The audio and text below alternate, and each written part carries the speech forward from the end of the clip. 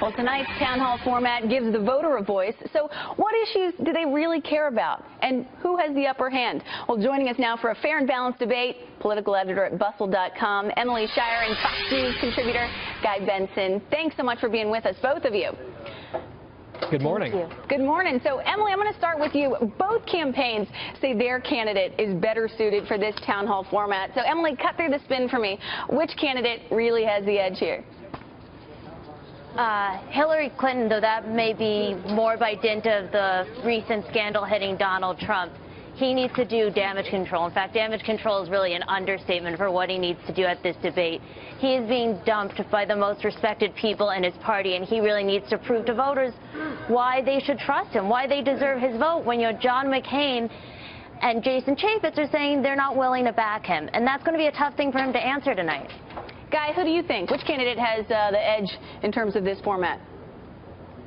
Well, if you take and put off to the side this whole scandal, which I understand is very difficult to do, I think that Donald Trump is probably better suited for a town hall type format than he was for the one-on-one, two podiums, very formal for 90 minutes. I think he'll feed off of a crowd a little bit more, interacting with voters. So I think that probably helps him stylistically.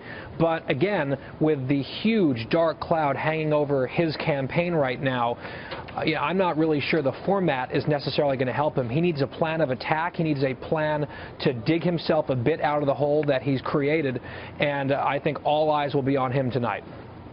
So tonight's format, the way it's going to work is half of the questions are going to be asked by voters in the room, and these are about 40 voters that were picked by Gallup, and Gallup says that they were screened and selected and that they're uncommitted voters. But I imagine it at this stage in the race, it's probably hard to find uncommitted voters.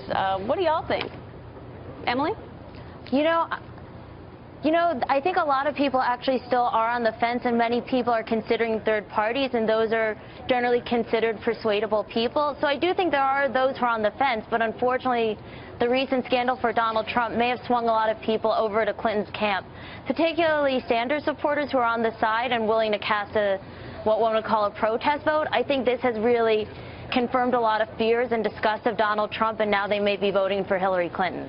And Guy, of course Trump is going to be under so much scrutiny given these recent hot mic leaks and whatnot, but he does do very well on some of the issues that matter most with voters: money, education, security, right? Yeah, so Trump's, of course, going to have to address the personal stuff and the character stuff. That is front and center in this campaign. But I do think that there are, maybe I'm naive, but I do think that there are lots of voters who are starved for actual policy discussions, and Trump is not necessarily a details guy, but everything happening with Obamacare, he can take advantage of that. The comments from Hillary Clinton that have been leaked, where she was talking about open borders, open trade, that goes directly against the type of rhetoric that she espoused during the primary, and could be anathema for many voters. So there are some big openings for Trump if he's able to talk about policy, as opposed to the Donald Trump show 24/7, which it's been really for the last 2 weeks since the last debate. But Emily, Clinton has a scandal of her own, this new WikiLeaks dump, and she hasn't addressed it since all of these new documents came out. How do you think she should respond tonight?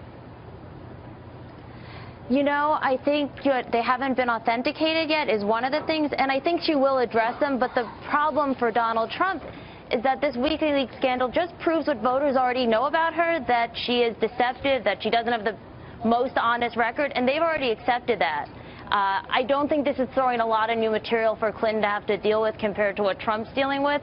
So I do think it will come up, but not in a big way. Well, we'll find out tonight, just a few hours away.